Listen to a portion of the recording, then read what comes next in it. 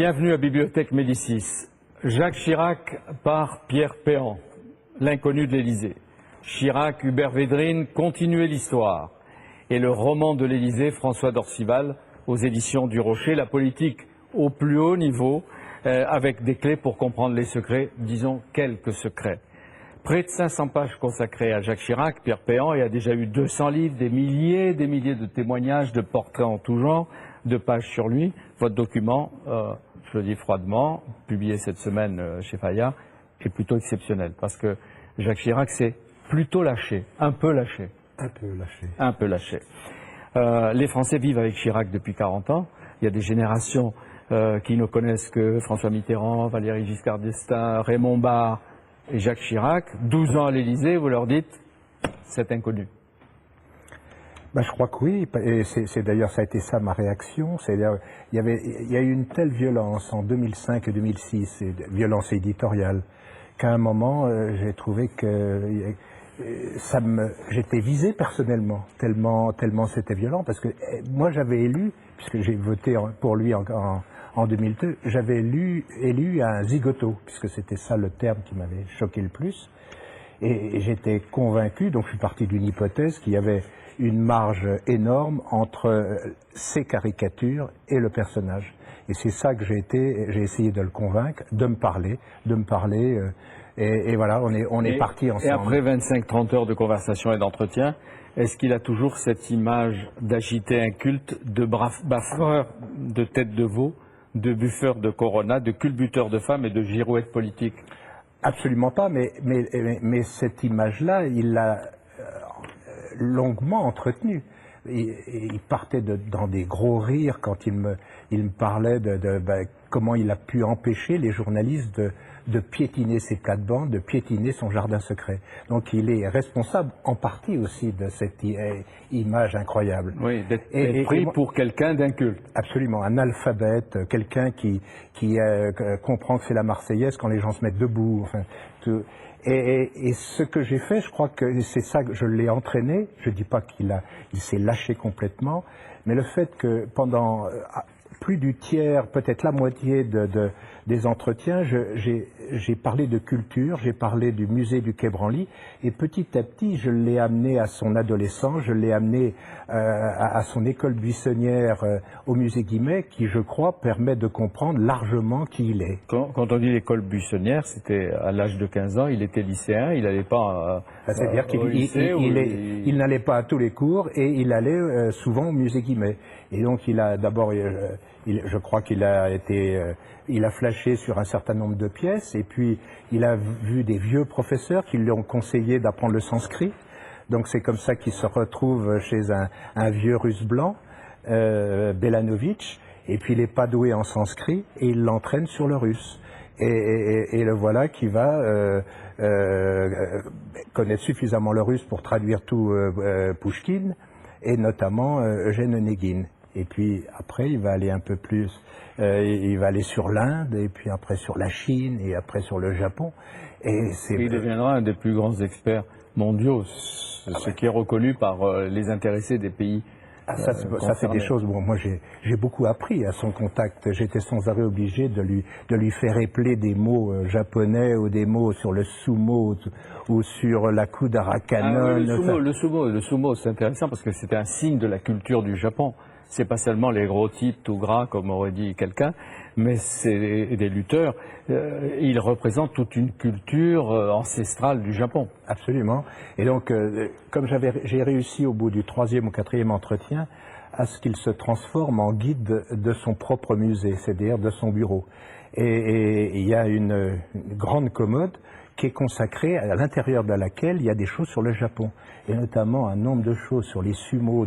Je suis incapable de décrire parce que je ne connais pas les mots, mais il a des piles hautes comme ça sur les résultats des combats de sumo. Je lui ai dit, vous les connaissez par cœur? Oh, il dit, pas seulement ceux-là, je connais comme les résultats du Tour de France, je les connais depuis très très longtemps, et je me flatte, dit-il, de savoir les résultats avant le Premier ministre japonais, quand je suis dans des G8 ou tout ça. Vous êtes un homme de gauche, vous avez la réputation, Pierre Péan, d'être un homme de gauche. Vos enquêtes, François d'Orcival, on les connaît sur l'Afrique, sur Le Monde, sur TF1, etc., qui avait fait beaucoup de bruit sur Marcel Dassault et surtout sur Mitterrand, une jeunesse française. Là, vous êtes passé de l'autre côté, vous êtes converti comme ça? Je ne suis pas passé de l'autre côté, j'ai seulement essayé de connaître un homme, d'approcher un homme, et pour approcher, il n'y a pas d'autre solution, où on le voit de l'extérieur et on va plutôt dans la caricature, où on essaie de pénétrer, de comprendre. Je ne dis pas de tout comprendre, parce que je crois que c'est impossible de tout comprendre, mais au moins, il y a des endroits où je crois, je le connais mieux, on le connaît mieux peut-être. Vous dites, il connaît la terre entière, ce bonhomme, et en même temps, il est seul, ou assez seul. On peut dire que s'il est assez seul, c'est qu'il a voulu. Il n'a pas toujours été seul. Il avait les hommes politiques, des générations entières de gens qu'il a lancés, mais vous dites, et maintenant il est seul, il se dévalorise, et il semble trouver tout naturel le rôle de bouc émissaire ou de punching ball des uns et des autres. Ça c'est incroyable, pendant tous les entretiens, régulièrement, il me disait, mais ça n'a aucun intérêt ce que je vous raconte. Mais c'est rien du tout.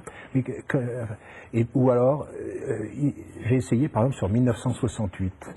Ce qui s'est passé, tout le monde reconnaît un rôle important en 68, auprès de Pompidou. Auprès de Pompidou, pour discuter avec les syndicats. Il n'y avait plus grand monde, ni à Matignon, ni à Président. Non, il dévaluait. Non, c'est pas grand-chose que j'ai fait, et tout ça. Par contre, quand on lui parle d'un échec, il y va à fond. Il dit oui, j'assume tout, le CPE, oui, c'est de ma faute, c'est pas la peine de parler des autres, je suis le chef de la bataille est perdue, c'est moi. Vous dites qu'on peut écrire sur lui les pires horreurs sans aucun risque, puisqu'il fait jamais appel à la justice pour châtier les diffamateurs. Mais François Mitterrand était comme ça, Hubert Védrine. Par rapport à la justice, oui, on pouvait tout dire sur lui. Oui. Ça glissait. Est-ce que ça glissait? Est-ce qu'il y était indifférent ou au contraire, il faisait le masque de l'indifférence? Il était quand même assez indifférent. D'ailleurs, il faisait l'éloge de l'indifférence par rapport à ça. Mais non, à la fin, je pense que non pas le livre de Pierre Péan, que François Mitterrand avait jugé honnête et sérieux. Pierre Péan. Et son livre, Une jeunesse française. Oui. Mais l'utilisation faite du livre par des gens qui feignaient une pseudo-indignation à partir de pseudo-découvertes, etc. Je pense qu'à la fin, dans le contexte des années 94-95, c'était à certains moments pénible parce qu'il n'y avait plus que des attaques. Même des siens, de la part des siens. Oui, on pourrait même dire, à commencer par les siens, politiquement. Mais il n'y a pas un terme plus faux dans la langue française que ami politique, de toute façon. Mais c'est assez étonnant quand on voit les jugements portés par les Français dans les sondages au début de l'année 2006 sur les présidents de la République, et fait qu'ils mettent Mitterrand extrêmement haut, parfois même à la même hauteur que le général de Gaulle. Et quand on pense à ce qui se disait dans les années 94-95, ça relativise beaucoup. Oui. Je voulais dire une chose à propos d'une jeunesse française. J'ai pas évidemment la certitude, mais je crois que si Jacques Chirac a accepté de me parler, c'est parce que j'avais parlé à François Mitterrand. Et m'a-t-il dit, il avait parlé d'une jeunesse française avec le président Mitterrand. Et que le président, et que François Mitterrand avait employé le terme honnête. Alors l'Inde, la Chine, le Japon, ce sont des passions et l'Afrique, ce sont des passions qui n'ont jamais changé chez lui, beaucoup peuvent en témoigner. Et toute sa vie, cet homme qui jouait l'inculte a donc eu une culture qui dépassera largement la culture française, l'esprit des Lumières, le XVIIIe siècle. Et notre histoire, est-ce que ça veut dire que quand il décide, vous l'avez vu, vous avez été 5 ans ministre des Affaires étrangères, et que chaque semaine vous aviez 1 heure d'entretien avec lui, c'est ça? Donc vous le connaissez. Est-ce que c'est cette culture, ce fond universaliste qui inspirait au moins des éléments de sa politique étrangère? Je ne sais pas si c'est la culture qui l'a conduit à certaines positions qu'il a eues en tant que président par rapport au reste du monde, en dehors de l'Occident, mais c'est certainement le même fil conducteur. Pour des raisons que je ne connais pas, parce que, en effet, qui ont été ministre pendant 5 ans dans la 3e cohabitation entre le président de la République et d'autre part Lionel Jospin, j'ai eu à fréquenter beaucoup le président. Donc d'une certaine façon, je le connais aussi. Et il est clair qu'il a une sensibilité à l'ensemble des mondes non occidentaux qui est unique dans les dirigeants occidentaux. Il n'y a pas d'autre président ou chancelier ou premier ministre, que ce soit aux États-Unis ou en Europe, qui ait cette sensibilité et cette ouverture. À quoi ça tient?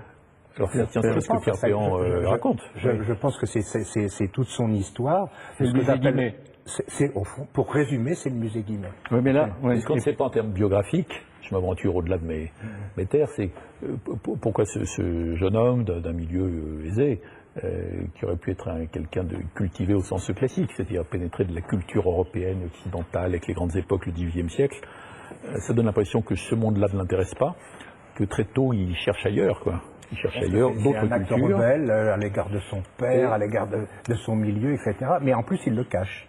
Alors ça, il le cache, ça c'est l'autre aspect. Mais le fil conducteur avec le Chirac président, c'est que dans des discussions au sein du G8 ou n'importe quelle réunion internationale, il se trouve quand même beaucoup d'Asiatiques, d'Africains, d'Arabes, de Latino-Américains, etc., ou de Russes, pour considérer que lui, il va peut-être les entendre et les écouter. Et dans un monde où l'Occident, à tort ou à raison, donne une impression d'arrogance et de supériorité considérable, c'est une position quand même très particulière. Et les Français, quand ils débattent sur Chirac, n'en tiennent pas compte. Et notamment maintenant, dans la période de fin de ce mandat. Ça ne les intéresse pas, c'est autre chose. Mais quand on voyage beaucoup dans le monde, c'est tout à fait mais c'est bien que vous le disiez, vous, surtout que récemment, vous vous êtes occupé d'environnement et de la conférence sur l'environnement avec Alain Juppé au nom de la France et à la demande. C'est autre chose. Je pense que les questions d'environnement sont tellement réellement menaçantes qu'il faut les traiter sur une base non partisane. Alors, sinon, je le dis par honnêteté aussi. Oui, c'est bien. Il y a des moments où on perd même le sens de l'honnêteté, surtout dans des campagnes électorales. Donc il faut faire attention. Mais c'est pas votre genre. Vous racontez l'adolescence, le prof de français qui avait un beau vélo et qui le faisait astiquer par Chirac. Chirac, le vélo, c'est ça, c'est vrai? Et c'est lui qui vous l'a raconté. C'est lui qui m'a raconté. Ben, on l'imagine. Et puis à 17 ans, il part en bateau, sans le dire à son père. Et quand c'est pas évident. Ah oui. Ça, mais quand il revient, évident. vous racontez que le père est là sur les quais, puis qu'il lui donne. Ça a été aussi intéressant, c'est qu'à plusieurs reprises, il me racontait des choses et moi j'ai trouvé autre chose. Je le lui disais, il ne se passait rien. Il dit, bah, moi c'est mon souvenir, mais peut-être que c'est pas comme ça. Mais ça s'arrêtait là. Par exemple, je te prends un exemple. Il a fait l'école des OR de Saumur. Il a toujours raconté qu'il était sorti premier. Moi j'ai trouvé son classement, il était 7e. 8e. Donc j'ai été la fois d'après. Les EOR, c'est l'école des officiers. Officiers de réserve. Donc je lui ai dit, vous n'êtes pas sorti premier, vous êtes sorti 8e. Ah bon, c'est tout. C'est la mémoire. Oui, mais c'est pas évident. Moi j'ai fait quand même des biographies, les gens s'accrochent à ce qu'ils disent. Mais pourquoi maintenant? Parce que pourquoi il se lâche un peu maintenant? Parce qu'on pourrait dire c'est tardif. Est-ce qu'il prépare un 3e mandat ou s'il prépare son départ? Je vous disais l'autre jour, est-ce que c'est un testament politique? Moi, je ne l'ai pas vécu comme tel. Hein. C'est-à-dire que je l'ai vu donc une trentaine d'heures. Manifestement, c'était quelqu'un qui gardait toutes les opportunités. Si dans 10 jours, ce qui est probable, il dit qu'il ne se représente pas, mon livre sera un testament. Mais moi, je ne l'ai pas vécu comme tel. Comment vous dites comme c'est probable? Parce que c'est mon opinion. Ah d'accord. Non, c'est mon opinion. C'est mon opinion. François Dorcival, après ce qu'il dit, on peut imaginer qu'il a eu une confidence. Non, je n'ai pas eu de confidence. Non. Mais ma conviction à moi, c'est que précisément parce qu'il s'est livré à cet exercice-là, auquel il ne se livre jamais de son existence, c'est la première fois. Et il a choisi en effet Pierre Péan parce que Pierre Péan s'était entretenu de la même manière avec François Mitterrand, pour lequel il a une estime toute particulière. On y viendra. Bien sûr. Parce qu'avant d'arriver à Mitterrand, il y a tous les combats politiques. Bien sûr. Oui. Mais c'est pour cela les combats politiques que Védrine a vécu de très près.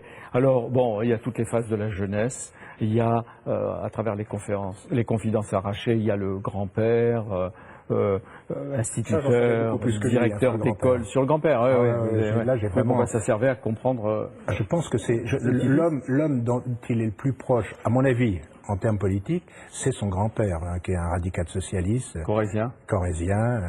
Il est sûrement moins anticlérical que son grand-père. Je ne crois pas qu'il est franc-maçon, mais il a beaucoup d'attaches, et notamment sa passion pour la guerre d'Espagne. Ça, c'est quand même. J'ai découvert ça, mais c'est une véritable passion. Il connaît tout sur la guerre d'Espagne et il s'entretenait régulièrement avec Rolf Tanguy. Et donc, comme vous le savez, après la panthéonisation d'André Malraux, Et d'ailleurs, il a annoncé que les brigadistes internationaux allaient être considérés comme anciens combattants, ce qui n'est pas totalement évident pour un homme de droite. Mais alors, tout ce qui était guerre d'Espagne, et donc j'ai été voir Madame Roll-Tanguy qui m'en a parlé, et il était fasciné par la guerre d'Espagne, fasciné. Alors vous parlez de Marcel Dassault. J'étais un peu son fils, dit-il, mais comme vous avez poussé votre enquête, Serge Dassault dit non, c'est moi le fils. Hein? Oui, non seulement ça, mais j'ai trouvé une histoire donc qui se passe en 1940. Il raconte, Jacques Chirac raconte comment il est parti vers le sud, et il dit qu'il est parti en voiture avec Marcel Dassault. Or, en réalité, il est parti avec son père. Et donc, il n'y a pas besoin de... Est-ce que ça veut dire qu'il ment ou qu'il reconstitue l'histoire? C'est grave pour le reste. Il s'est inventé un père. Parce que donc effectivement, j'ai été voir Serge Dassault, j'ai été voir l'autre frère, et il a jamais été, il se connaissait pas beaucoup à cette époque-là, et donc mais il a beaucoup connu, beaucoup fréquenté après, beaucoup aidé, beaucoup les avions. Mais par contre, l'histoire de 1940 est totalement fausse. Je lui ai dit, le Rafale, n'en parlons pas, s'il n'y avait pas eu ces amitiés-là. Et là encore, je lui ai dit, mais c'est pas vrai, vous n'êtes pas parti en voiture avec Marcel Dassault. Il dit, c'est mon souvenir. Ouais. Mais le maître spirituel, c'est Georges Pompidou, qui va l'encourager, etc. Ouais. Et vous montrez bien qu'il y a une distinction. Pour Georges Pompidou, il y avait les proches, les artistes, les écrivains, les philosophes, et d'autre part les collaborateurs. Il était un collaborateur, mais un collaborateur chouchou. Oui, mais là comme tous les gens qu'il aime, qu'il a aimé, pour lui faire sortir pour les faire sortir des phrases, c'est pas évident. Donc j'ai été obligé de prendre un de ses discours, qui était un très très beau discours sur Pompidou, pour le travailler, etc. Mais c'est sûr que pour Pompidou est totalement essentiel. Il a trois pères pour moi, donc son père biologique, Marcel Dassault et Pompidou. Mais Pompidou est totalement essentiel. Oui, parce qu'il a mis le prix à l'étrier, il est mort trop jeune, c'est-à-dire qu'ils ont fait 68 ans ensemble. C'était son héritier. Il aurait pu être Premier ministre. Il l'a envisagé, il était trop jeune. Quand Pompidou est devenu président de la République. Et chemin faisant, avec beaucoup de tact, vous avez obtenu beaucoup de lui, y compris qu'il vous parle, ce qu'il n'a jamais fait à ma connaissance, de sa fille Laurence. Voilà comment j'ai abordé, parce que je suis de sa génération, donc moi la vie privée, je respecte beaucoup. Et donc je lui ai dit, c'est votre liberté. Vous voulez en parler, vous voulez pas en parler. Je vous forcerai pas. C'est un peu hypocrite. Non, c'est pas hypocrite. Non, comme méthode. Non, c'était vraiment. Je lui ai dit, les femmes et Laurence. Alors donc vous et sur les femmes, bon, c'est des textes, c'est un peu ambigu ce qu'il dit sur les femmes. Ambigu. Page 142, je la retrouve. Il faut vous citer.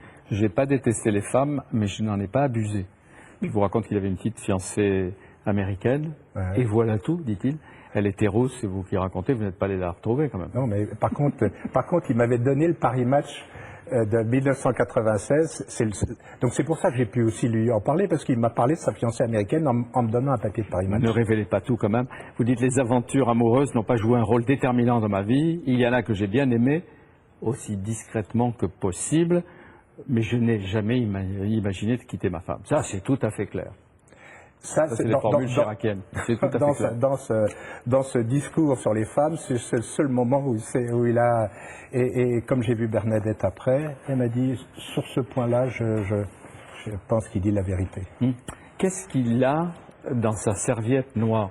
Je ne sais pas si c'est du beau cuir ou du cuir élimé, mais on le voit souvent avec une serviette à laquelle qu'il tient lui-même quelquefois, ou que son collaborateur, je crois qu'il s'appelle Robin, porte avec lui. C'est une belle serviette noire en cuir qu'il emmène à toutes les grandes réunions, les G8, je ne sais pas si Hubert Védrine a vu cette serviette.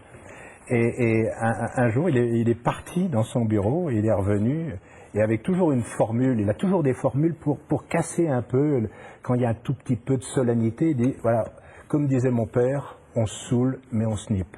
Et après, il a ouvert la serviette. C'est ça?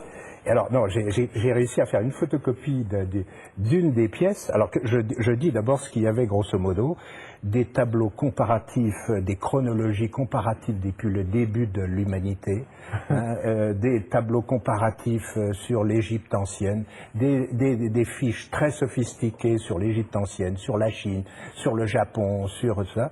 Et puis, et voilà, cette petite, dans un transparent, d'où venons-nous, qui sommes-nous, Où allons-nous? Et donc voilà des interrogations voilà 3 interrogations fondamentales que chacun d'entre nous se pose chaque jour, plus ou moins consciemment. Et ça, c'est de qui? Eh bien, il a ça dans sa serviette noire. Alors, le texte, celui-là, je ne sais pas de qui il est. J'ai vu, en feuilletant, je ne pouvais pas toutes les photocopier, qu'il y avait beaucoup de choses du CNRS. Hein, beaucoup de choses de professeurs, etc. Ben, je vous fais circuler. Et c'est vrai qu'il nous est arrivé de le voir pendant des périodes de vacances sur la plage, où il lisait 2 livres en permanence sur la préhistoire et sur le Japon. Et en plus, sur la plage, en maillot, il faisait des fiches, il soulignait, et voilà. Et c'est ça qui sortait dans les conférences internationales quand il s'ennuyait. Et il m'a dit... il parlait avec Hubert Védrine. Hein? Et non, ça arrivait qu'il vous parle comme ça dans les conférences internationales? Ah ben, dans les conférences, il y a forcément des moments d'attente, des temps morts dans lesquels les ministres, les présidents, les chanceliers, les premiers ministres se parlent, bien sûr, oui. Ils ne se disciplent pas forcément. Mais... Est-ce que vous n'avez pas vu derrière nous le buffet où il y a des sandwichs, où il y a de la bière, il y a des choses comme ça? Vous ne le disiez pas, ça? Et alors là, c'est... Là aussi, à partir de ces fiches, là, un jour, je crois que c'est en 2002, il a fait un projet de musée, le musée des origines, qui est largement inspiré de toutes ces fiches, donc présentant l'origine et l'évolution de l'univers, l'origine et l'évolution de la vie, l'origine et l'évolution de l'homme, la diversité des cultures. Ça, c'est les choses qui sont fondamentales. D'où le musée du Quai Branly, le musée ça, des il n'a pas réussi. Ça, il n'a pas réussi à l'imposer. Il n'a pas réussi à l'imposer. Tout en étant tout président de la République que je suis, j'ai essayé de le vendre à Godin. J'ai pas réussi. J'ai pas réussi. Et alors ça, c'est l'écriture même de Chirac. Absolument. Et donc c'est voilà l'objet de ce musée, démontrer que l'homme fait partie intégrante du milieu naturel dont il ne pourra jamais totalement s'affranchir et qu'il doit créer une nouvelle éthique planétaire pour gérer harmonieusement son avenir. Pour un inculte, il écrit pas mal en plus. Bon, on parle un peu de politique parce que vous n'allez pas en faire un saint, ni quelqu'un qui est parti. On ne sait pas. Bon. Mais en politique, il vous raconte le dîner chez Édith Cresson avec François Mitterrand. Le président Giscard d'Estaing racontait dans le 3e tome de ses mémoires, il avait confirmé ici que François Mitterrand lui avait confié à la fin de sa vie qu'au cours de ce dîner, Chirac avait été clair et qu'il lui avait dit « il faut nous débarrasser de Giscard, c'est un danger pour la France ». Est-ce qu'il vous avait convaincu, ça? Moi, il m'a dit que c'était pas vrai et je pense que ce que dit Giscard tel qu'il le dit, je ne crois pas à cette version. J'ai plusieurs... Vous avez choisi Chirac, hein? Non, mais j'appuie ma démonstration sur plusieurs choses. D'abord sur le livre d'Édith Cresson, qui raconte comment elle avait déjà essayé enfin plus exactement, comment Giscard était venu la trouver pour parler de ce dîner. Et Giscard avait dit à Édith Cresson, j'ai l'autorisation de François Mitterrand. Elle avait été voir François Mitterrand, et François Mitterrand lui avait dit c'est faux. Ça, c'est une chose. Mais j'ai vu aussi celle qui était la collaboratrice la plus directe de François Mitterrand quand il était rue Frédéric Leplay, c'est Christiane Dufour, c'est Christiane, oui, et qui m'a raconté que ce que raconte Giscard dans son arrivée rue Frédéric Leplay, tout ça est faux. C'est-à-dire que Giscard raconte que le président, que François Mitterrand est descendu pour l'accueillir, et dit c'est moi qui l'ai accueilli, c'est moi qui l'ai monté dans son bureau. Chacun raconte l'histoire à sa manière. C'est le souvenir du président Chirac. Oui, exactement. Et alors il y a Édouard Balladur. Balladur était son ami depuis si longtemps. Édouard, une amitié forte qui va mal tourner. Il encouragera à un moment Édouard Balladur à devenir Premier ministre, la cohabitation sous François Mitterrand. C'est Hubert Védrine qui va discuter avec lui en secret quelque part dans un hôtel, je crois que c'était l'hôtel Plaza, c'est ça? Oui. Des conditions ou des modalités de l'arrivée de M. Balladur à Matignon, c'est ça? Je ne veux pas me négocier, je vais au nom du président écouter ce qu'Édouard Balladur a à dire le lundi matin pour transmettre. Oui. Et puis il est nommé le soir même, si je me rappelle bien. Non, on est dans l'histoire. C'était décidé, mais... Oui. On va voir la confirmation. Et la belle amitié Chirac-Balladur va se détraquer. Mais une des surprises de l'inconnu de l'Élysée, hein, c'est son admiration qu'il ne cache pas pour Mitterrand. Est-ce que vous l'aviez senti? Non, enfin, je pense que c'est vrai à la fin. Parce qu'avant, il y a de longues périodes de combat. Mais je pense qu'il y a... Enfin, je ne veux pas faire d'interprétation abusive, et puis je ne vais pas me présenter en spécialiste de Jacques Chirac, ce serait ridicule dans ma position. Mais peut-être qu'après la défaite de 88, il y a un choc. Et que peut-être Jacques Chirac considère autrement cet homme qui était plus fort que lui politiquement, alors que lui-même a déjà triomphé de tellement de rivaux ou de concurrents. Sans parler de puis à la manière d'avoir contribué à l'échec du président Giscard d'Estaing. Et 93. Donc ces sentiments-là, c'est des sentiments de la fin. Et c'est peut-être quand Jacques Chirac devient président, là c'est quelque chose, et là je crois qu'il y a une relation dédramatisée avec les sorties de la compétition politique qui peut-être s'instaure. Y compris dans l'attitude qu'a François Mitterrand envers lui dans les... À partir d'août 94. Oui. Et donc il y a ça, et puis bon, il y a quand même son discours à la mort de François Mitterrand était un discours un très très beau discours, très émouvant. Donc c'est depuis qu'il est président, en tout cas, vous pouvez pas. Enfin, moi j'ai essayé de lui faire dire quelques mots contre François Mitterrand, c'était absolument impossible. Il y a eu des engueulades, il y a eu des tensions, il n'y a rien à faire. Il décide différents problèmes. La première cohabitation était une cohabitation de combat en permanence. Mais François Mitterrand a triomphé. Puis il a triomphé donc en 88. Mais je pense aussi que quelqu'un qui devient chef de l'État trouve un sentiment de solitude extrême et que, bon, même s'il voit beaucoup de gens, il y a le sentiment qu'il peut parler à personne qui soit dans la même situation que lui et qui se pose les mêmes questions en même termes. Alors, François Mitterrand y répondait par l'histoire, parce qu'il est toujours en train de relire des biographies qui pouvaient remonter aux Mérovingiens ou qui étaient plus proches. Mais sinon, on se tourne vers les quelques rares autres personnes qui ont pu vivre. Alors ça, on le trouve non pas dans les commentaires de Jacques Chirac, mais on le trouve dans une partie du livre de Giscard, dans la discussion Giscard-Mitterrand. Une partie non contestée. Nous savons de quoi nous parlons. Il y a une sorte de familiarité des présidents. Régulièrement, il m'en a parlé. Régulièrement, il m'a parlé. Vous montrez Pierre, avec des dirigeants étrangers aussi. Oui. Pierre Péan, vous racontez que la première conversation, vous démarrez vos entretiens, il vous parle de Mitterrand. Et dans la dernière conversation, il parle de Mitterrand. Absolument. Et ça a été. On peut demander à Pierre Péan si c'est Pierre Péan qui a eu l'idée de faire cet ouvrage ou si c'est le président de la République qui... C'est pas une commande. Non, c'est... Si on veut être brutal. Non, ça pourrait ne pas être une commande dans l'écriture, bien sûr, il est libre, mais ça pourrait être une idée de... Non, c'est une idée que j'ai eue et que je suis passé par quelqu'un que je connaissais bien parce qu'il travaillait avec Pilan, qui est Jean-Luc Aubert, à qui j'avais été choqué par les attaques et donc j'avais envie d'aller le voir. Et donc Jean-Luc Aubert en a d'abord parlé à ma connaissance à Claude Chirac, qui n'a pas voulu prendre de décision, qui en a parlé à Frédéric Salabarou, et c'est lui qui a géré cette affaire et qui a... On est dans l'histoire. Frédéric Salabarou est secrétaire général de l'Élysée, comme vous l'avez été. Et donc j'ai obtenu un rendez-vous avec lui, donc c'est avec lui, et donc je crois que j'ai peut-être eu la chance qu'il avait lu beaucoup de mes livres, et donc il m'a dit qu'il essaierait, mais que le seul vrai problème, la seule vraie question, c'était est-ce que Jacques Chirac allait parler? Et donc moi, de mon côté, je n'avais pas voulu prendre un engagement. J'avais dit au bout si je sens qu'il ne parle pas, qu'il parle pour ne rien dire, je me désisterai. Donc c'est donc par Salabarou qui a... Et justement, qu'est-ce qui vous a le plus embarrassé qui l'a embarrassé dans votre questionnement? Parce qu'à un moment, il a dit bon, je ne peux pas répondre à ça, etc. Je crois que d'une façon générale, assez souvent, je l'ai trouvé embarrassé. Il me disait, mais j'ai pas l'habitude, moi, de parler comme ça. Vous savez, c'est pas... alors quand je posais d'autres questions, il me disait, mais je suis pas si compliqué que ça. Donc il s'abritait. Mais j'ai pas eu de... j'ai pas eu de blocage. J'ai pu parler du compte japonais, j'ai pu parler des affaires. Du compte en banque supposé de Jacques Chirac au Japon, le compte japonais. Le compte japonais, non.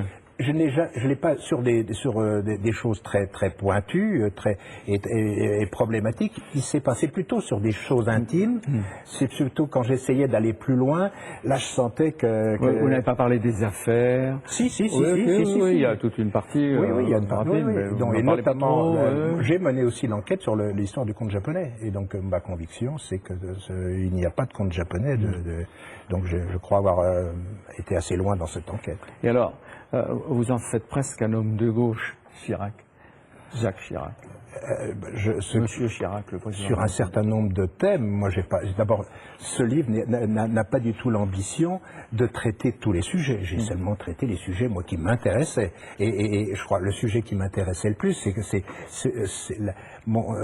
ce livre n'aurait jamais existé s'il n'y avait pas eu l'Irak, c'est-à-dire la position de Jacques Chirac dans le parce que ça m'a. Je lui ai d'ailleurs écrit à cette époque-là, mais apparemment il n'a jamais reçu la lettre. En tout cas, c'est pas. Et lui, il est arrivé parce que vous consacrez d'ailleurs beaucoup de pages au choc du 11 septembre et à son refus de la guerre d'Irak. Pour moi, c'est très important. Vous avez eu des documents un peu inédits, non? Ça, non, je me suis débrouillé. Je me suis débrouillé comme d'habitude. Il y en a quelques-uns. Je me suis débrouillé comme d'habitude. Et est-ce que...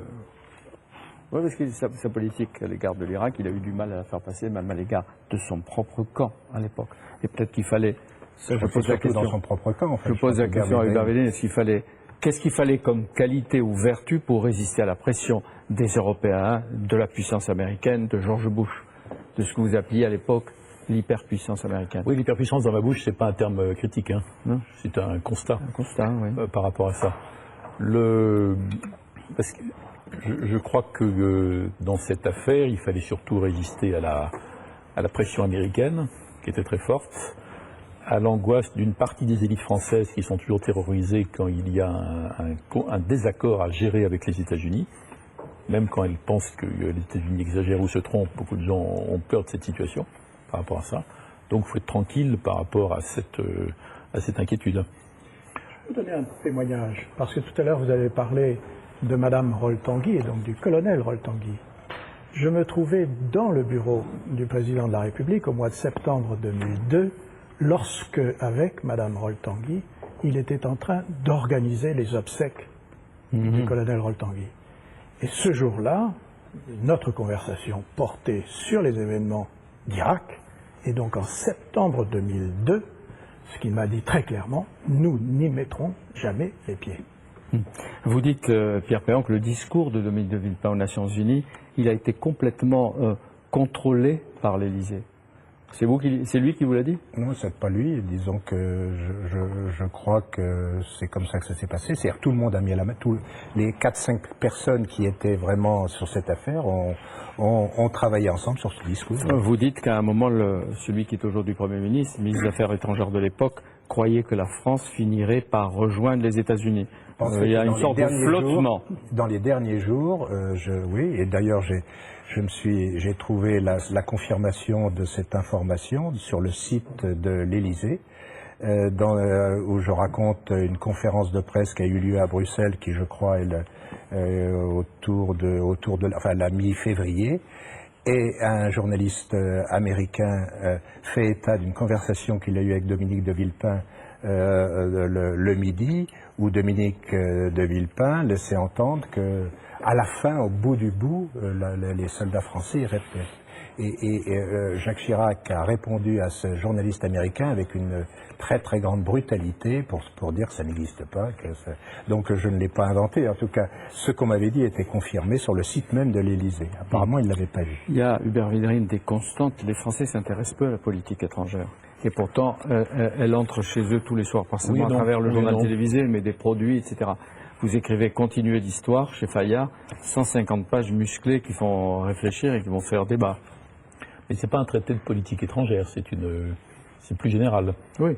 C'est une réflexion qui part de l'idée qu'il me semble que depuis la fin de l'Union soviétique, les Occidentaux en général, après il faut détailler entre Américains et Européens, se font des illusions sur le fait qu'ils ont gagné la bataille de l'histoire, ils sont les maîtres du monde et qui n'ont simplement qu'à obliger quelques récalcitrants à adopter l'économie de marché et les droits de l'homme définis par nous. Et je pense que ça ne marche pas. Nous, on est convaincus de l'universalité de nos valeurs, mais l'univers entier n'est pas convaincu de l'universalité de nos valeurs. Bon. Donc c'est pas du relativisme, c'est simplement un constat. Et je crois que nous avons du mal à admettre ça. Oui, vous dites que les Occidentaux, 1 milliard d'habitants sur 6,5 milliards sur la planète, vont perdre le monopole de l'histoire du monde. Oui. Oui. Pas perdre de l'influence qui est assez colossale. Mais de la domination, surtout ou de la maîtrise des affaires du monde. De monopole. D'ailleurs, on a un rapport aux autres égocentrique. On pense que c'est autour de nous que les choses s'organisent. Ou on a un rapport paternaliste. Il faut aider les pauvres. Bon. Mais quand les pauvres s'en sortent et deviennent des concurrents émergents, alors là, on est un peu déboussolé par rapport à nos schémas. Oui, vous montrez bien que et dans le livre, et on rejoint aussi l'Irak, on n'impose pas la démocratie de l'extérieur et même avec des armes. Oui. Or, ça, Chirac le pensait, Mitterrand aussi, et vous le dites aussi. Mitterrand, c'est plus compliqué.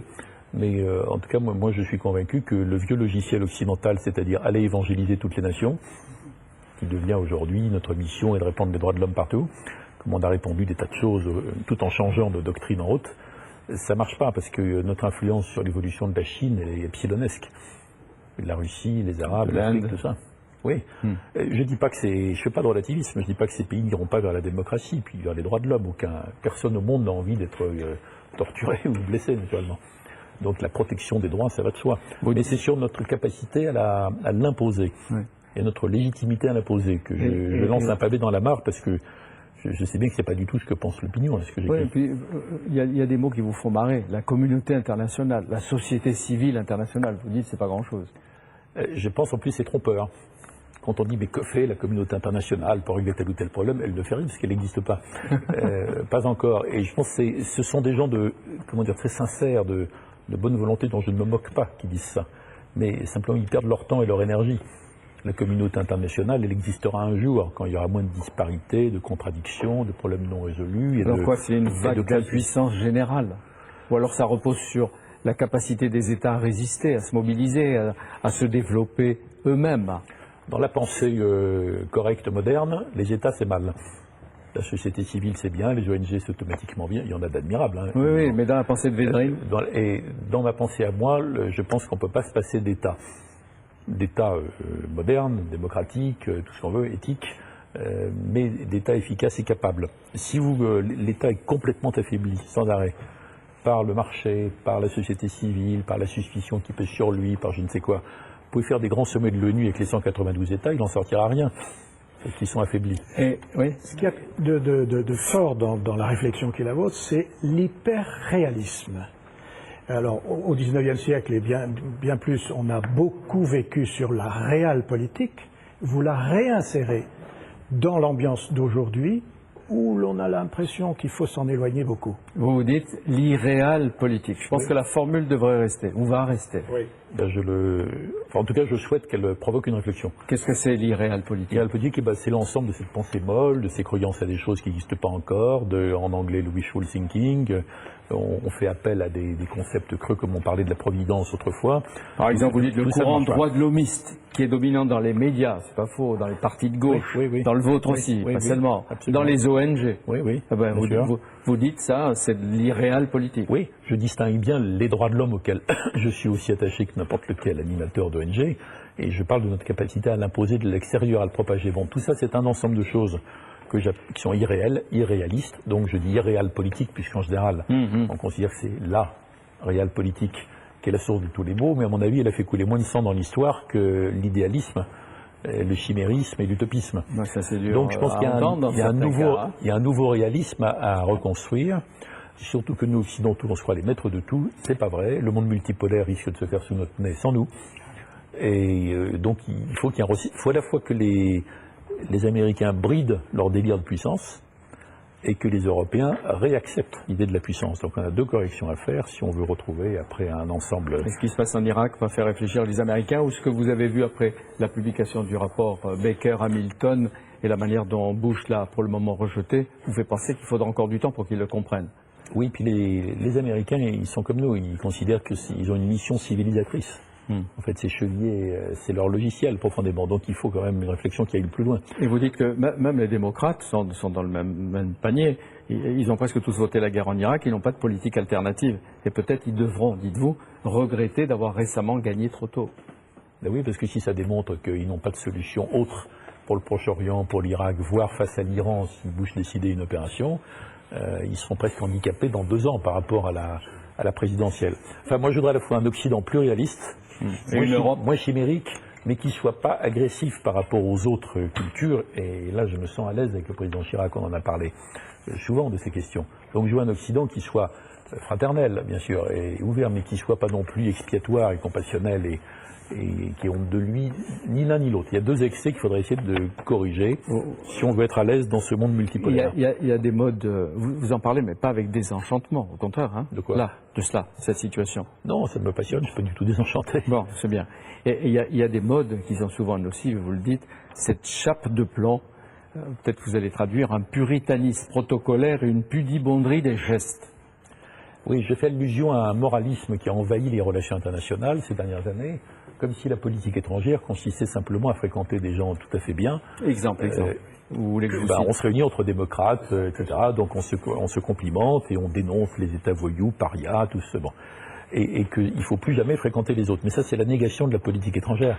La politique étrangère, ça consiste à traiter avec des gens horribles, dont on partage peut-être aucune des valeurs, qui peut-être vous menacent d'anéantissement, comme c'était le cas pendant la guerre froide, entre les États-Unis et l'Union soviétique. Ça sert à ça, la politique étrangère. Donc il y a une régression moralisatrice, tout est dans l'image, si un tel dans cette salle, je ne peux pas y aller, bon. C'est ridicule et ça ne fait que nous affaiblir. Et la question, quand vous dites, n'est plus est-ce que c'est utile, mais est-ce scandaleux? Si c'est jugé scandaleux, la machine à s'indigner se met en route et couvre toute réflexion de son vacarme. Voilà, si c'est pas convenable. Oui. Il faut se libérer de ça, entre autres. J'hésite à vous demander si vous estimez que la politique étrangère proposée par Ségolène Royal est dans la continuité de celle de Mitterrand. Et de Chirac et de la France. C'est trop tôt pour le dire, mais je la trouve pas irréaliste, en tout cas. Dans ce qu'elle a dit récemment. Vous dites, là, c'est pas de l'irréal, c'est pas tout à fait de l'irréal politique. Non, et je trouve pas qu'elle ait parlé, par exemple, à Villepinte, dans le morceau qu'elle a consacré à ça, elle n'a pas parlé comme parle le langage, comme parle le Parti Socialiste d'habitude. Alors lui, c'est aussi un hymne à la France et un acte de confiance envers elle. Et pourtant, la France a peur. Elle a peur des autres, elle a peur de la mondialisation, elle a peur d'elle-même, elle vit tout le temps, et vous dites, elle s'auto-dévalue. Qu'est-ce que vous pouvez lui trouver, ou qu'est-ce que vous pouvez trouver à lui dire pour lui remonter le moral? Il suffirait que la France, elle pourrait regarder son long passé. Elle a rebondi après beaucoup de choses bien plus compliquées. Mais reprenons simplement les 50 dernières années, ou depuis 1945, plus, c'est un pays qui s'est incroyablement adapté, métamorphosé, qui a rebondi, qui a donné naissance par exemple, à des entreprises françaises mondiales d'une extraordinaire énergie et efficacité. Bon. Puis les gens eux-mêmes, ils ont changé complètement dans leur mode de vie par rapport à leurs grands-parents ou même leurs parents. Or, ils vivent dans l'idée qu'ils ne peuvent pas s'adapter. Et que tous les changements dans le monde vont être complètement catastrophiques pour eux et que dans la mondialisation, il n'y a plus de place pour nous, c'est complètement déprimant. Donc il faut s'agglutiner comme ça, s'agripper à nos acquis sociaux et géopolitiques et ne plus bouger. C'est une erreur qui est démentie par ce qu'on a fait nous-mêmes. Donc ce n'est pas notre incapacité à nous adapter. Le problème, c'est qu'on croit qu'on en est incapable. Et le travail des politiques, ça relève un peu de la psychologie ou de la magie, je ne sais pas, c'est de dire aux Français, vous êtes capables. Sauf que la mondialisation, il ne faut pas être à un gros niveau non plus. Hein. Vous leur dites, vous dites aussi à la France, à Madame la France, et aux Français, n'oubliez pas aussi l'Europe. Hein. Il faudrait tout un développement, mais on va pas passer rapidement, mais il y a la nécessité de l'Europe. Continuer l'histoire, alors, qu'est-ce que c'est pas simplement, n'oubliez pas l'Europe, c'est à l'Europe aussi, il faut appliquer le même traitement, c'est-à-dire sortir des mots creux. Hein. Les Européens ne sont pas d'accord entre eux, disons-le, ni sur l'identité, ni sur le degré d'intégration politique, ni sur le rôle de l'Europe dans le monde, et c'est en surmontant ce désaccord entre eux qu'ils vont reprogresser. Mais il ne faut pas dire plus l'Europe au singulier qu'on dit la communauté internationale. Regardons. Continuer l'histoire, qu'est-ce que c'est? Récuser l'idée que l'histoire est terminée parce qu'on a gagné, et que maintenant on pérore sur une sorte d'Olympe, et on va bombarder les États parias, et c'est nous qui sommes les maîtres de tout. Donc on parle avec l'Iran. Alors, il faut pas parler de n'importe comment, pour le plaisir. Il faut s'interdire de parler à personne. Et si la politique occidentale avait été moins sotte ces dernières années, je pense que la politique de l'administration Bush est la plus mauvaise qu'aient eu les États-Unis depuis 50 ans. Les gens ont eu plutôt des bonnes politiques étrangères, en fait.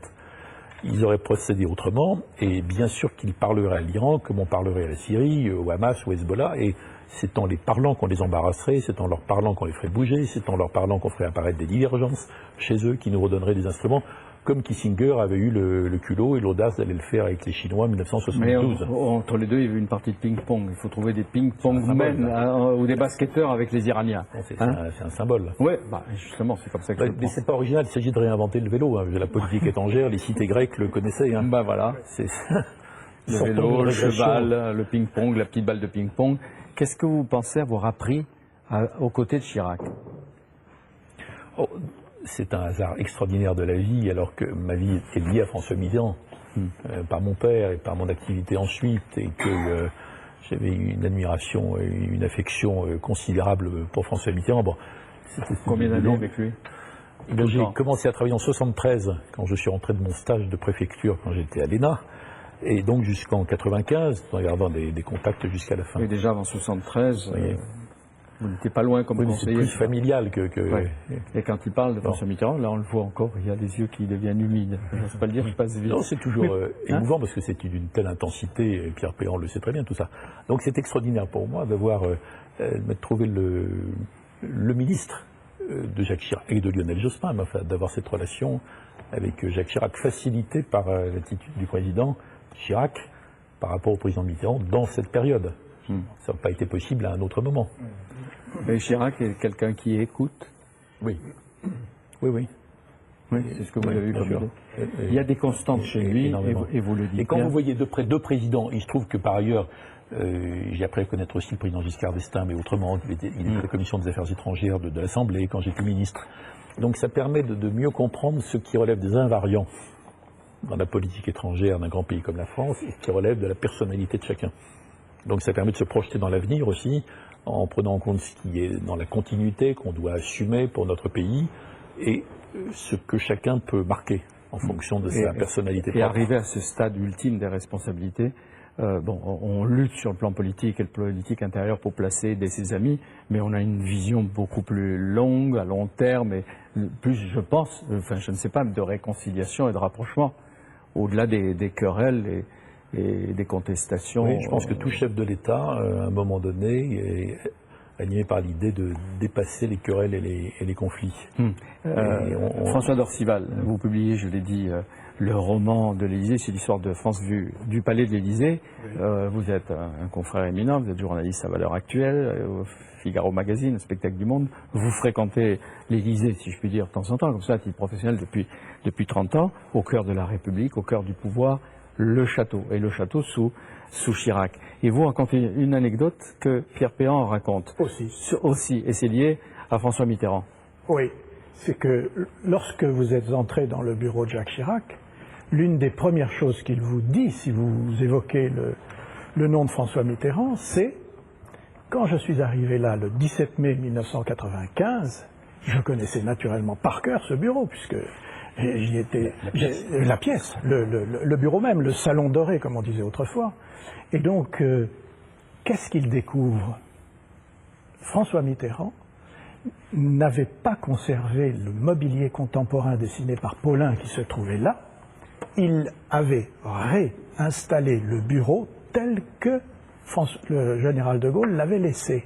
Et il a eu cette phrase à l'égard de Jacques Chirac en lui disant « Je vous rends le bureau tel que le général de Gaulle l'a laissé ». Et donc ce sont ceux qui m'ont raconté. Ah ben voilà, prenez, je suis pas étonné ça. Vous racontez que le 8 mai, le lendemain de l'élection, en recevant les chefs d'État pour l'anniversaire de la fin de la Deuxième Guerre mondiale, François Mitterrand a accueilli Jacques Chirac en lui disant...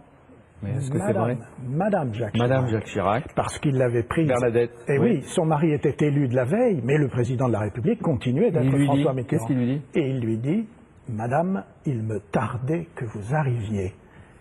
Et évidemment, ça aussi, c'est une phrase que Madame Chirac a inscrite dans sa mémoire. Pourquoi? Parce que certainement, dans le milieu politique parisien, le seul qui ait pensé que Jacques Chirac allait être élu, et ceci dès la fin 1994, c'était François Mitterrand. Avant que les sondages s'inversent. Absolument. Les sondages ne se sont inversés qu'en février.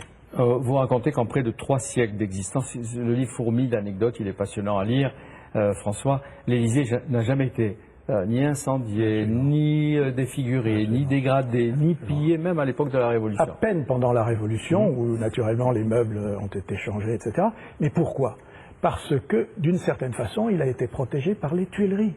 Les Tuileries étaient le siège du pouvoir exécutif, et donc jusqu'à ce qu'il soit incendié par la Commune en 1871, eh bien, c'était les Tuileries qui étaient l'objet des attaques, des émeutes, etc. Tandis que l'Élysée, c'était un peu la résidence secondaire du monarque, de l'empereur, ou même du président quand il s'est agi. Et vous expliquez que c'est le général de Gaulle qui a amené l'autorité à l'Élysée en 1959 Et en y installant le pouvoir suprême, celui du feu nucléaire. Absolument. Ça ne lui plaisait pas tellement. Oui, non, l'Élysée ne lui plaisait pas tellement. Il aurait bien préféré aller à Vincennes, comme François Mitterrand lui-même avait imaginé de se déplacer peut-être à la Défense ou aux Invalides. Mais c'est le général de Gaulle qui disait ce palais de la main gauche. Ah, je crois.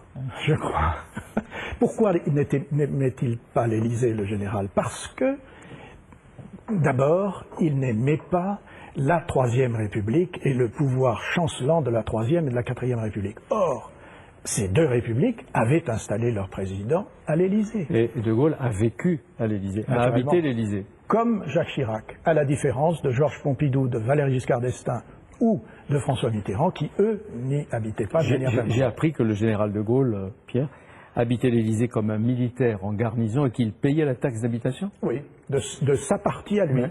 Oui, il le voulait. Et alors, il y a une anecdote que vous racontez, la passation des pouvoirs. Valéry Giscard d'Estaing, François Mitterrand le 21 mai 81. Oui. Giscard confie à François Mitterrand les codes d'identification nucléaire, oui. Une enveloppe et un médaillon. Oui. Et il y a eu le soir même une scène étrange entre Mitterrand, oui. François Mitterrand, et un huissier de l'Élysée. C'est-à-dire que François Mitterrand se trouvait probablement dans un des salons, ça vous le savez, vous, où il y avait quelques amis avec lui. Et puis, l'un de ses amis qui m'a raconté l'anecdote se jette à l'eau et dit « Président, de quoi avez-vous parlé avec le président Giscard d'Estaing ce matin ?»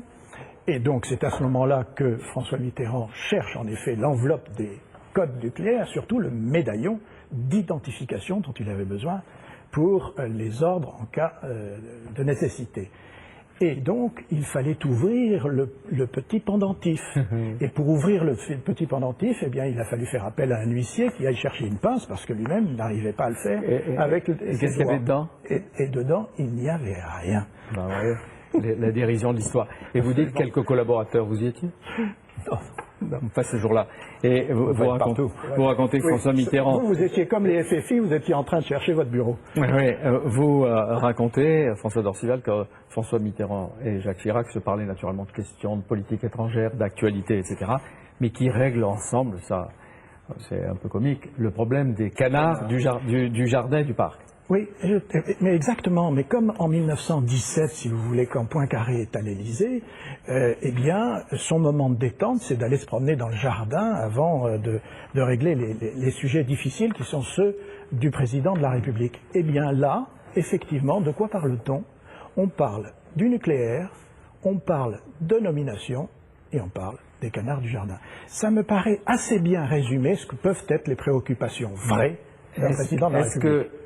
C'est Ségolène Royal, c'est Nicolas Sarkozy, c'est François Bayrou, ou c'est Jacques Chirac qui va continuer à s'occuper des canards, Hubert Védrine?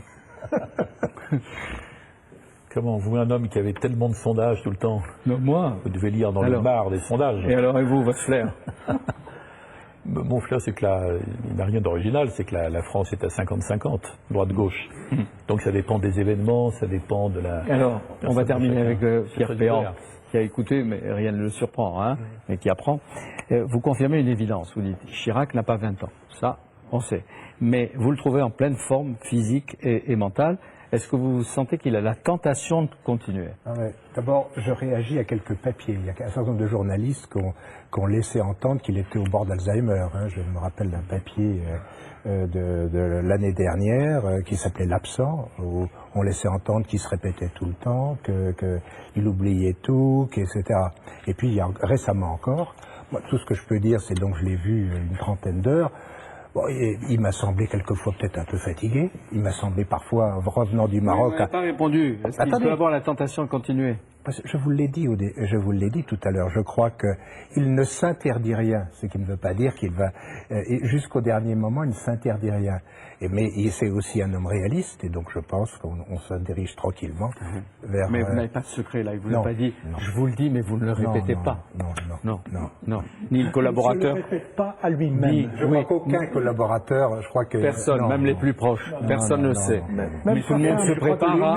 Mais même sa femme, absolument. Mais vous dites, ma responsabilité de président est d'élever ce débat au niveau qui doit être le sien, de fixer les enjeux de la manière la plus concrète Non, parce que je lui ai posé la question, c'est la question que tout le monde se posait, puisque j'ai fait cette interview, la dernière interview le 14 janvier, ça n'avait échappé à personne que dans ses vœux, ça ressemblait largement à un programme qui dépassait, qui allait même des fois sur 5 ans, voire plus. Donc, je lui ai posé la question, est-ce que c'est un programme pour demain? Et donc là, il m'a dit, c'est fixé. Il n'a pas répondu à cette question-là. Oui, même le 14 janvier, c'est pas une date par hasard. C'est le jour de l'investiture de Nicolas Sarkozy. Par l'UMP. Et alors, il vous parle souvent de Nicolas Sarkozy? Non. Pas souvent. Non, je veux dire par petites touches. Non, par incident toujours. Oui. Mais moi, parce que je savais bien que je faisais capoter mon système si je mettais tout le temps du Sarko.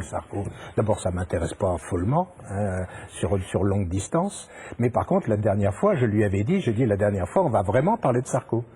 Il m'a dit, vous pouvez pas faire autrement, ça c'est sûr. Et donc, c'était 2 heures après l'investiture. Et donc, mais là, il a été très prudent. Mais quand il dit c'est un homme actif, intelligent, un homme politique de premier ordre, c'est un atout pour la majorité, etc., c'est du baratin ou il pense? C'est peut-être la question qu'on... Il allait le dire, il savait que ce serait imprimé. Exactement. Et puis il savait que c'était un mois après. Disons que c'est le seul entretien où il a fait très attention. Alors que les autres partaient, il parlait de Sarko comme ça, très très librement, mais pas la dernière fois. Oui, il parle du Premier ministre Dominique de Villepin. Il a incontestablement, dit-il, des qualités d'homme d'État. Et vous lui dites, est-ce qu'il a commis des erreurs? Vous dites le CPE. Mais Chirac dit, j'assume. J'assume, ce qu'il avait déjà dit à un autre moment. Oui. Et quand il dit que Sarkozy, il est en train de changer, je pense qu'à ce titre, c'est une bonne chose. Ben oui, ce qui venait de se passer, là, donc je suis 2 heures après, c'est qu'il y avait beaucoup d'éléments dans le discours de Sarko qui venaient sur les terres de Chirac. Donc il se retrouvait un petit peu. Et donc il a atténué les 3 grandes différences qu'il m'avait dit à plusieurs reprises, c'est-à-dire son rapport avec l'Amérique, le communautarisme et qu'il était beaucoup plus libéral que lui. Et donc il a commencé par dire ah ben viens vers moi quand même, il y a des convergences. Avant, dans tous les autres entretiens, c'était pas clair qu'il y avait des convergences. Et le dernier entretien, il y avait des convergences. Parce que ça s'est fait 2 heures après le discours. Et il lui dit, Nicolas Sarkozy a un défaut que je n'ai pas. Ah non, il dit pas tout à fait ça. Il dit, moi je ne suis pas j'ai des qualités et des défauts, mais il y a un défaut que je n'ai pas, voilà. C'est celui d'être rancunier. C'est un sentiment qui m'est totalement étranger. Il l'a répété très souvent. Oui, très souvent. Comme la tolérance, la haine de l'antisémitisme, du racisme, etc. Vraiment, dès qu'il se met à parler de l'antisémitisme, là, il change de ton. Donc c'est en même temps un conseil peut-être à Sarkozy, s'il est encore rancunier, qu'il ne le soit plus. S'il veut atteindre les responsabilités qu'il envisage. Est-ce qu'il vous a parlé de Mme Ségolène Royal? Non. Du Parti Socialiste? Si. Une fois, mais pas vraiment. Il était un peu englué dans ces conditions. Ma dernière question, sauf si vous en avez une, Hubert. Vous voulez dire une? Non. Non, j'écoute avec intérêt. Eh bien, justement, pourquoi parmi de tant de textes, vous avez choisi de reproduire intégralement en annexe le discours qu'il a prononcé le 18 janvier, c'est tout près, le discours des justes? Il y a plusieurs raisons. J'y étais.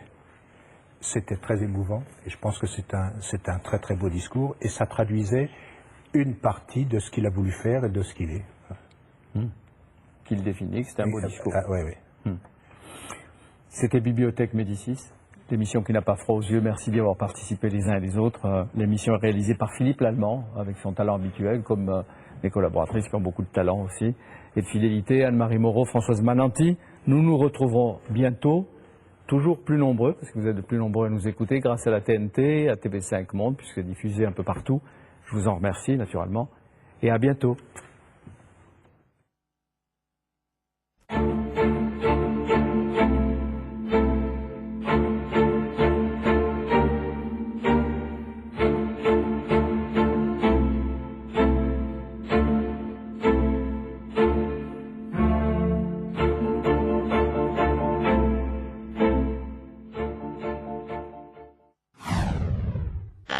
Bonjour à toutes et à tous et bienvenue dans un monde de bulles, la seule émission intergalactique, intercosmique, interaquanautique Inter, polar ésotérique, sur le toit des éditions Le Lombard. Vous le savez, dans un monde de bulles, on passe du tout au tout, donc vous allez vous marier, c'est ça? Oui, voilà. Bon, bah, je le dis à la régie, hein, c'est pas la peine, hein, on va se marier. On reçoit Enki Bilal, Moebius, bienvenue chez nous.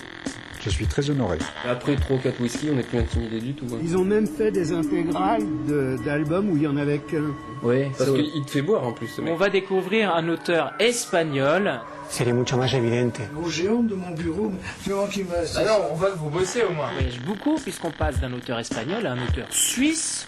Non, c'est un bon personnage. En fait, une bande dessinée, à mes yeux, c'est un storyboard de film. Dans ton atelier, donc c'est vraiment ici que tu bosses au quotidien. S'attaquer à Bernadette Chirac. Que fait un avocat sur mon plateau? On se demande bien. C'est ici le magicien? Attends, Nick. Qu'est-ce qu'on fait là? Il y a de l'action, de la bourre, il y a tout. Vous le voyez pas, mais je suis en maillot de bain en dessous. Eh oui, c'est ça, la télévision, on vous cache tout. Oui, il va falloir que je conclue cette émission, évidemment. Alors, Grand Schtroumpf, c'est fini.